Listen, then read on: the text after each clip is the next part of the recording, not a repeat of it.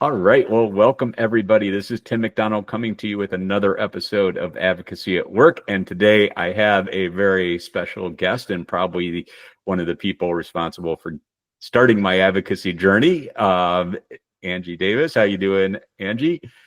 Doing great. Glad to be here. I'm so happy you're here with us, and I can't wait to dive in. So, why don't you just tell us a little bit about yourself and Fight CRC to begin with, just so people have an idea of who I'm talking to here. No, that sounds great. I'm Anjee Davis. I'm the CEO of Fight Colorectal Cancer. We're a national advocacy organization focused on empowering patients to share their stories, to educate them on their treatment options and access to screening as well. And then we really do focus a lot on advocacy and the way we define it as really a policy change advocacy effort. So we do that in a couple ways.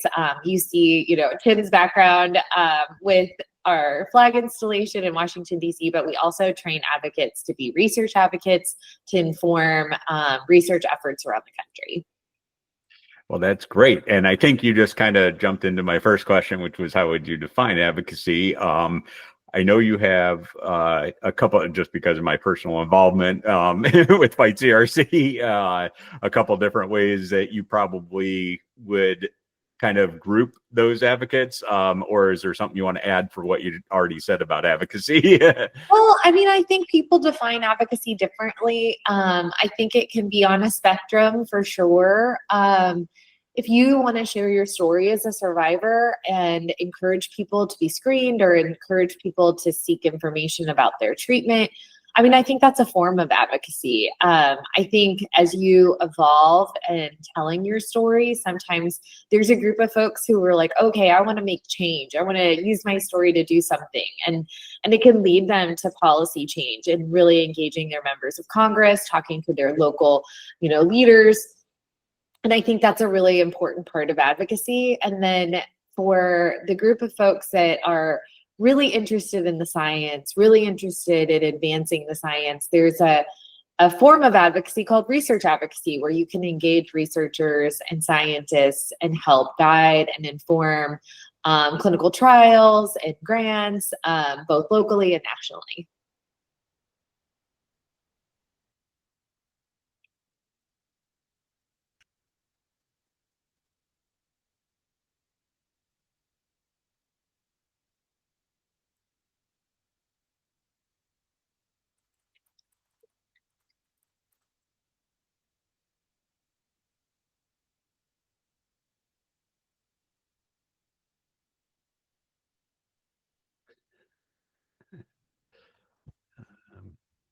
Okay, I'm back, I think.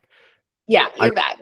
My computer does this. It's never happened during a podcast, so we'll just I'm not sure how much it recorded, but right when you started answering advocacy, I kind of froze up. But let me just close before we go too much further. Let me just close up a couple things and see if that might help with my computer.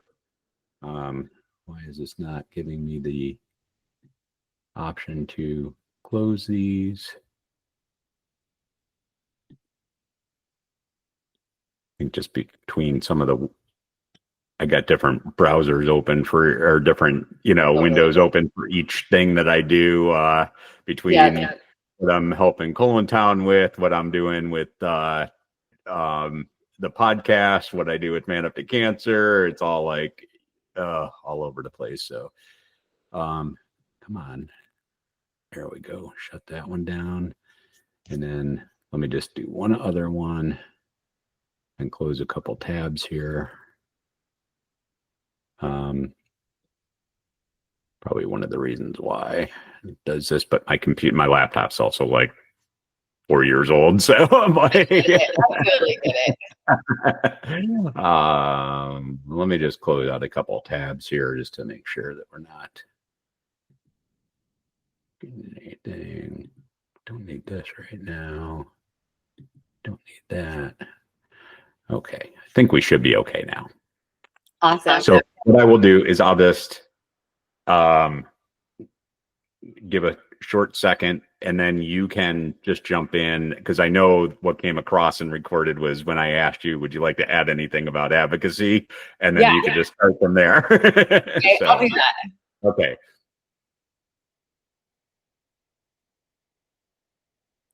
So as it relates to advocacy, I think there's sort of a spectrum of engagement, and you can raise awareness by telling your story as a survivor. And I think that's always the first step.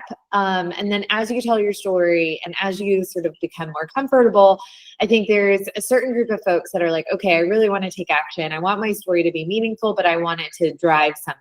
And so I think there's this policy change advocate group that becomes an activist, and they go to Washington, D.C. They go to their sort of local government officials or local community leaders, and they start pushing for change. And I think that's so important.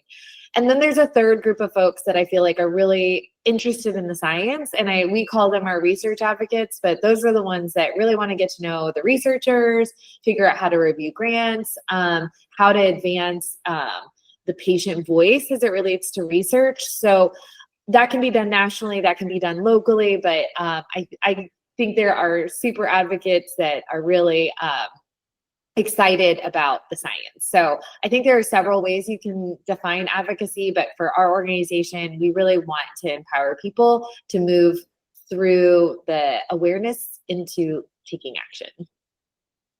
I love that.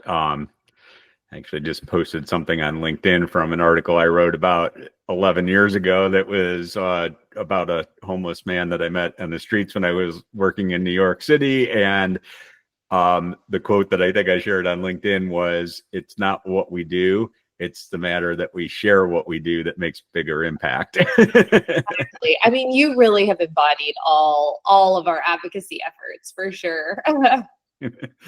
Well, and I always bring up the fact, because just so people know that, you kind of, when I mentioned that you got me started in this, is right after I was diagnosed with colorectal cancer, I had applied to be an ambassador with Fight CRC and didn't even know what an advocate was at the time, and jumped in and got to be aware of it. So, and now I'm a research advocacy person with Fight CRC. So it's like, I've kind of done a little bit of everything that you've just gone through already. So you're like the model advocate, right? Like you started with sharing your story, and then started to push for legislation, and then really got into the science. And I think that's awesome. And I think you're, like what you said, like you don't know what you're going to be passionate about. So being able to introduce yourself to different ways of engagement is awesome.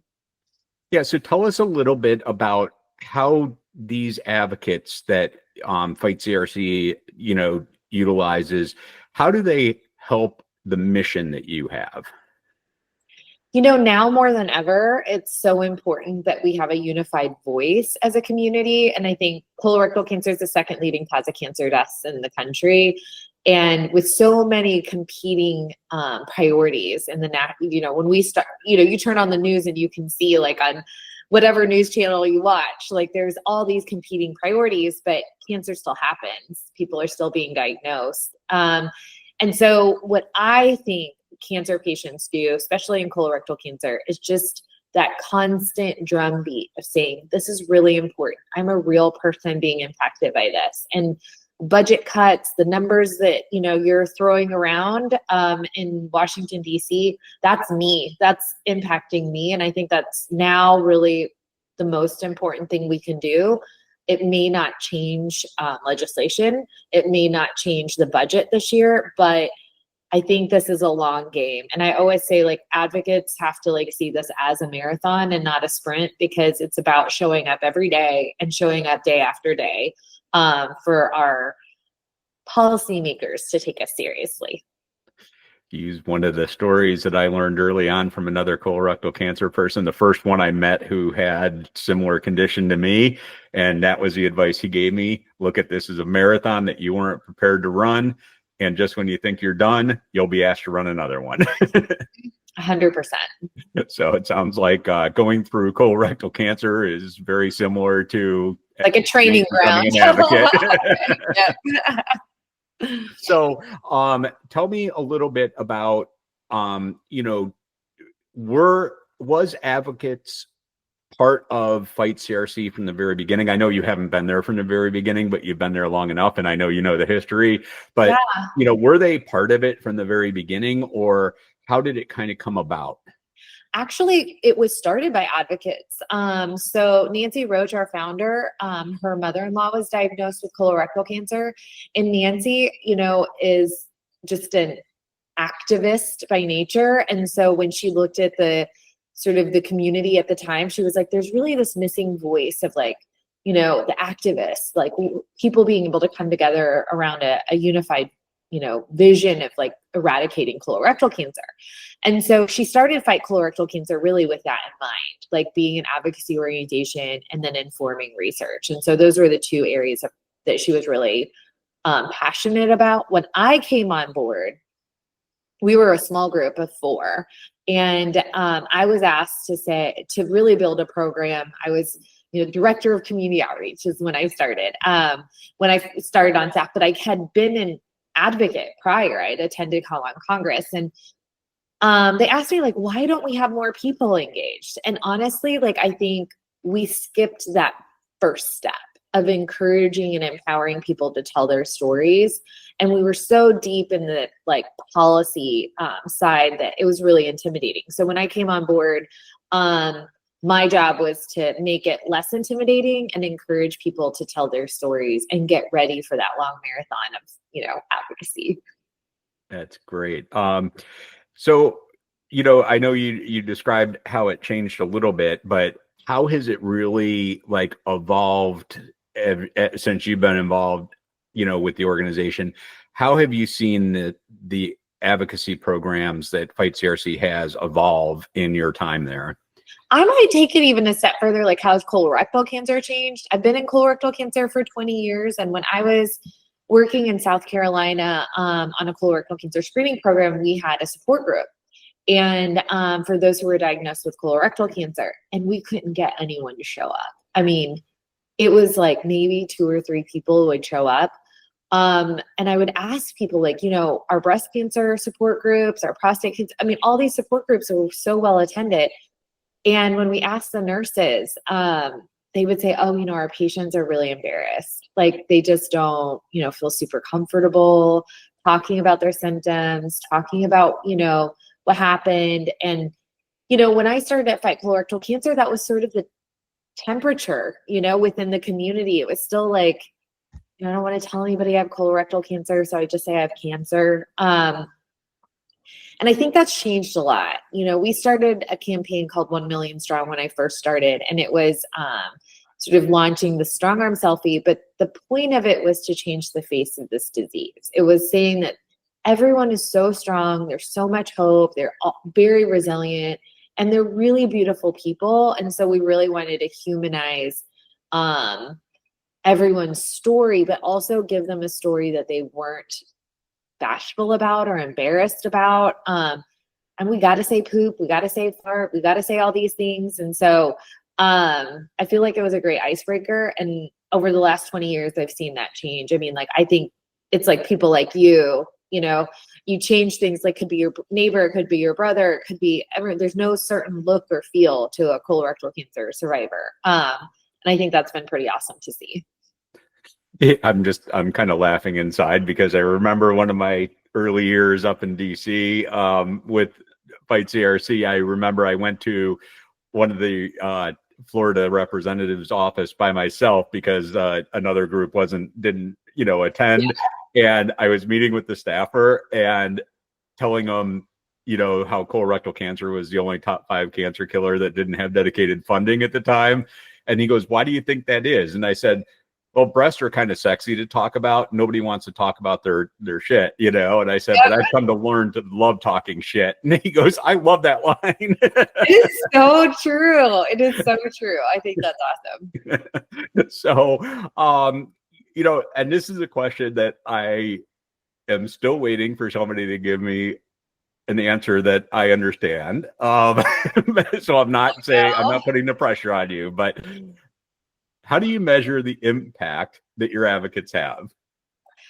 So that's fascinating. So I'm getting the numbers checked, Tim. So don't quote me on this, but we are starting to look at this. But I did a little historical digging on this, and I said, how many advocates came on the Hill? How much money was pulled into the DoD budget or into the NCI budget for colorectal cancer?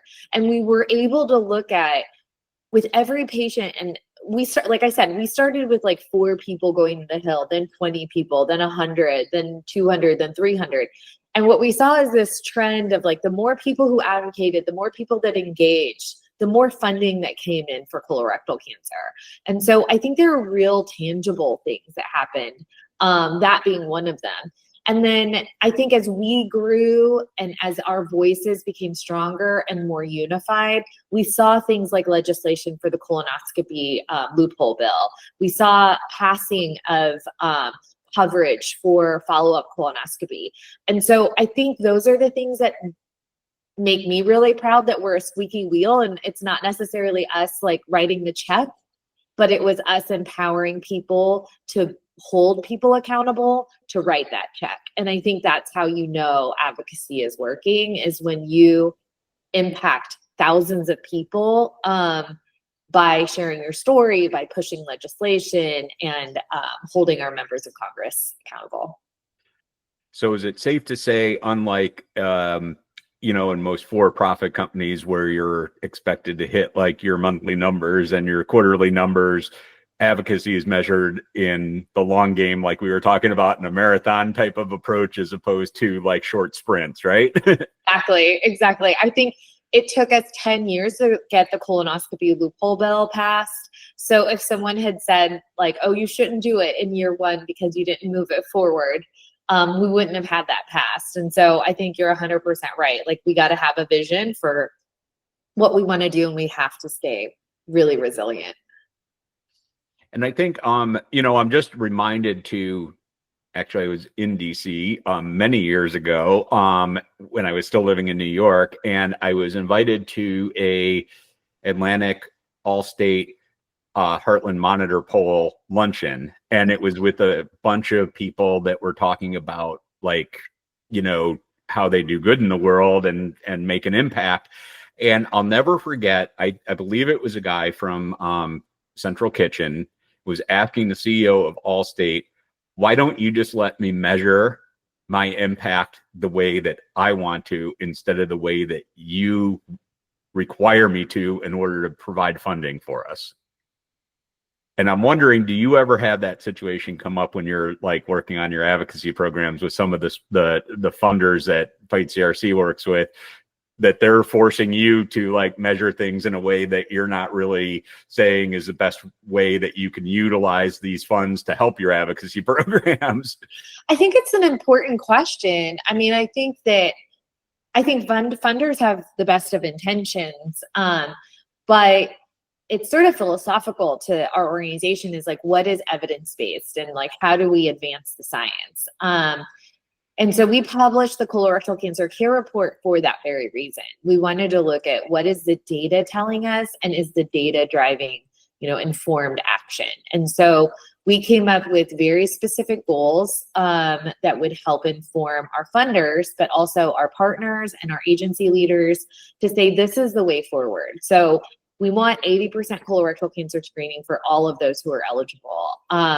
And if someone were to choose a non-invasive screening test, they deserve to have a colonoscopy within 90 days. And what we saw is that the data was driving our decision on those numbers, because if you don't get a colonoscopy within 90 days, claims data shows that we lose those patients altogether. They don't ever get the colonoscopy. So if they have a positive non-invasive screening test and they don't get a colonoscopy, it's like they did nothing. So the next piece is that we want patients to have access to treatment within 6 weeks. We want 80% of patients who are eligible to get biomarker testing, and 80% of patients who are eligible to get genetic testing. And I think that those are the things that we believe in. And so we have been very fortunate that our funders see very clearly what our plan is, and they're like on board. So, but we are really, really conservative when it comes to having funders drive our priorities. Well, thank you for sharing. I know it can be a little sensitive topic because you don't want to upset anybody, but you also want to be honest. So. But honestly, Tim, like you got to say no, right? Like you can't just take money and not have sort of the transparency for both the funder and for yourself, like as an organization, to be like, hey, like we're not aligned. Like there's probably another group that's aligned, but maybe not us. Yeah. Well, let's jump into some fun, quick questions. Just give me the first thing that pops into your head. You don't need to think about these. These are not work related whatsoever. Just kind of fun questions so we get to know you a little bit better, Anjee. I'll start with easier ones and then go on to, a little bit deeper ones as we go. But what's your favorite color? Blue. I had a feeling that was going to be. What's your favorite musician or band? Dang. In Deep is like my favorite song this summer. But so A DJ Saved My Life is my favorite song this summer. Nice. And what's a place that you've always wanted to visit but have never been? Morocco. Ooh, nice. I'm going to be close to there later this year, but not in Morocco. So. And finally, as a child, what did you want to be when you grew up? An ambassador. I literally wanted to like be an ambassador. That was all I wanted to do. I think you're the first person that's ever said that. Well, I got one final question before we just wrap up today is, what is one big thing, if resources were no issue for you, that you would like to do with your advocacy program at Fight CRC? If resources weren't an issue, I would love to be able to scholarship any survivor who wants to go to Washington, D.C. to share their story. If I could fund that, that's where I think it would be like magical. I know that would be, and only because I've been there for the last several years and am a mentor for people that are going, and I've seen it grown, and I know it would be probably double in a year if you would just open that up to anybody that wanted to go without having to worry about the funds to be able to get there. So it's so hard. I know it is, but if anybody can do it, I know you guys can at Fight CRC. So we're trying. This has been so fun.